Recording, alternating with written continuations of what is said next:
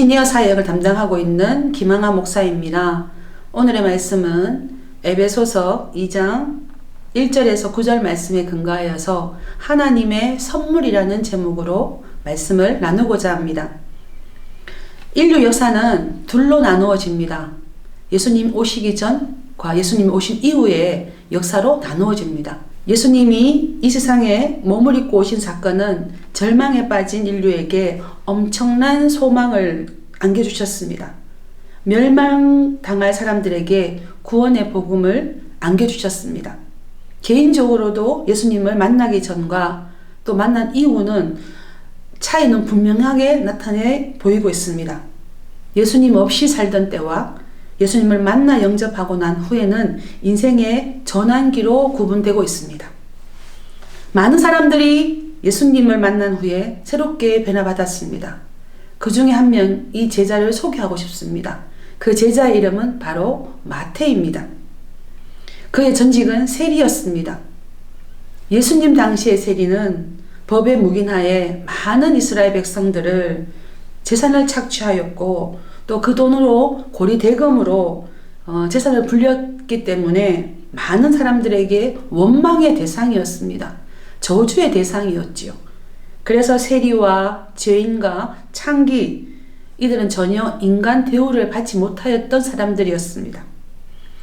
마태와 같이 큰 죄인인 이 세리가 하나님의 은혜를 받아 새 사람이 되고 예수의 제자가 되었던 거죠. 그래서 이 마태라는 이름은 하나님의 은혜라는 뜻을 가지고 있습니다. 하나님의 은혜로 이 큰 죄인이 구원받은 것입니다.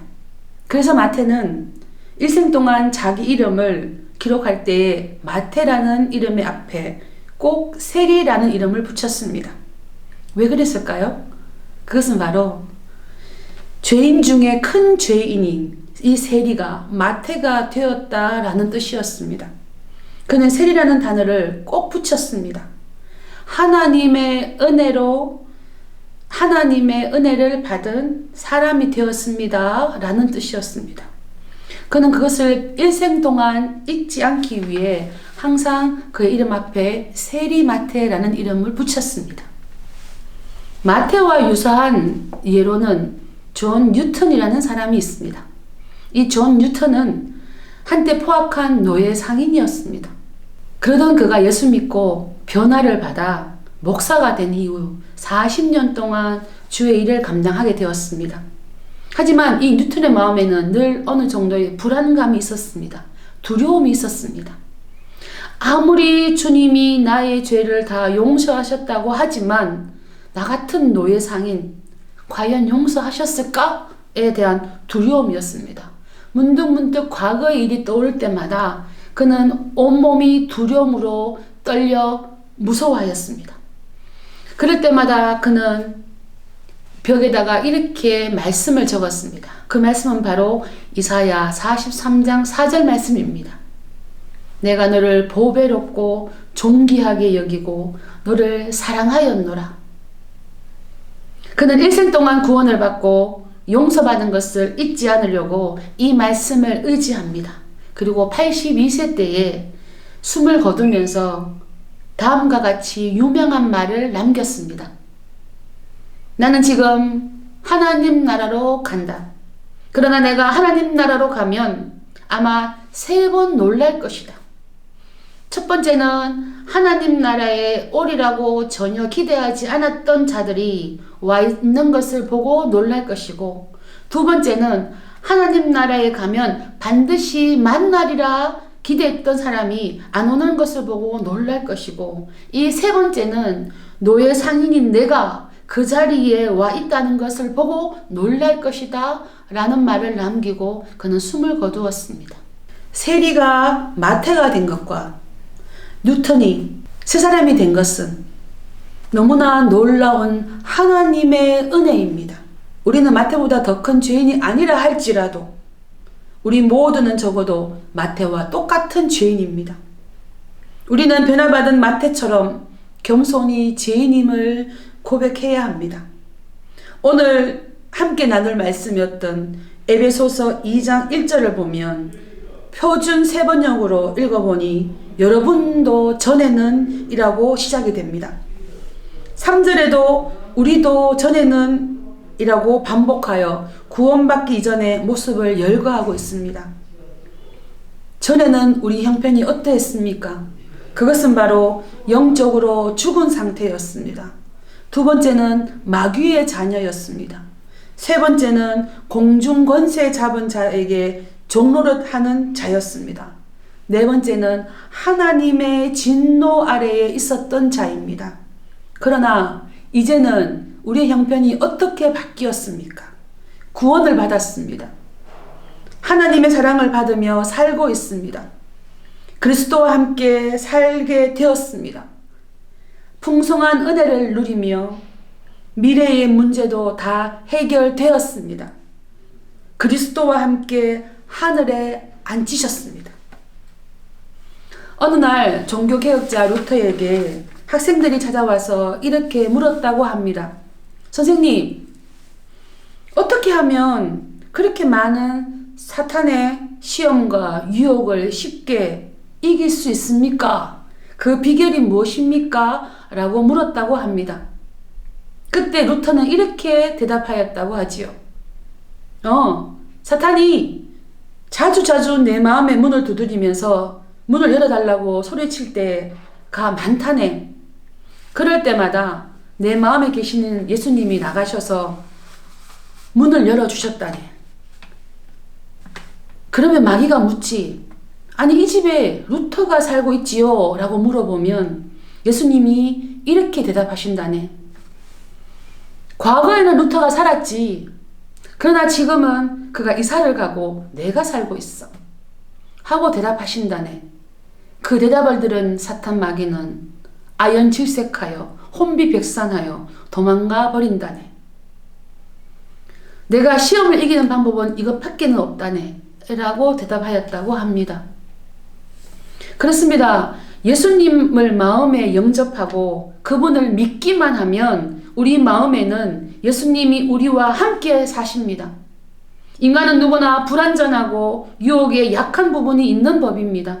그러나 예수님이 항상 우리 마음에 거하시기만 한다면 우리는 어떠한 상황에서도 안심할 수 있습니다. 주님을 의지하고 기도하면 마귀가 두들기고 유혹해와도 우리 대신 주님이 모든 것을 감당해 주십니다. 우리의 연약함을 탓하지 않으시고 우리의 발이 시험의 그물에 걸리지 않도록 지켜주십니다. 우리에게 아무리 약한 부분이 있다 할지라도 걱정하지 마십시오. 다만 우리의 약한 부분을 주님이 대신 지켜주시도록 기도에 힘쓰십시오. 그러면 사탄 마귀가 아무리 우는 사자와 같이 우리를 향해 덤비고 쓰러뜨리려고 해도 우리를 결코 쓰러뜨리지 못할 것입니다. 실로암으로 보냄을 받았던 맹인처럼 우리는 스스로 볼 수도 그리고 눈을 뜰 수도 없는 절망적인 사람들이었습니다. 우리 인생은 매일이 밤이었고 온 세상은 짙은 어둠으로 덮여 있었습니다. 그때에 예수님이 우리에게 찾아오셨습니다. 왜 주님은 바디메오에게, 이 맹인에게 그냥 그 자리에서 눈을 뜨도록 하시지 않고 실로암에 가라고 하셨을까요? 그는 가면서 무슨 생각을 했을까요? 그 긴 시간 더듬더듬거리며 찾아간 그곳 실로암에 가는 동안 그가 깨달은 것은 무엇일까요? 그것은 바로 은혜였습니다. 그는 주님을 위하여 한 것이 아무것도 없었습니다. 치료를 위하여 돈을 지불한 것도 없습니다. 치료를 위하여 노동한 것도 없습니다. 그는 아무것도 한 것이 없었지만 그런 자신에게 다시 흙덩어리를 깨트려 지니겨서 그의 눈에 발라 새로 지어주신 것입니다. 그 주님께서 단지 진토요 먼지에 불과하였던 자신의 삶에 친히 다가오셔서 새로운 창조를 이루어 주신 그분의 베푸심이 은혜가 아니고서는 무엇이었겠습니까? 그 은혜가 저와 여러분 가운데에 함께하는 것입니다. 은혜를 받은 자만이, 은혜인 것을 깨닫는 자만이 참으로 헌신할 수 있습니다. 은혜인 줄 아는 자들은 하나님과 거래하지 않습니다. 은혜인 줄 아는 사람은 교회의 이런저런 모습과 사람들의 어떠함 때문에 하나님과의 관계가 흔들리지 않습니다. 은혜인 줄 모르면 여전히 자기 것이 남아있고 자기 노력, 자기 땀과 눈물이 보입니다. 그래서 억울하고 분통 터지고 속상하게 됩니다. 하지만 은혜는 이런 것에서 자유하게 됩니다. 우리가 살아가는 세상은 하나님의 은혜 가운데서 사는 것입니다. 원래 우리는 에베소서 2장 1절의 말씀처럼 그는 허물과 죄로 죽었던 너희를 살리셨도다 라고 한 것처럼 죽은 자들이었습니다. 그러나 그분의 은혜로 살게 된 것입니다. 죽을 사람이 살게 되었는데 무엇이 더 필요하시겠습니까?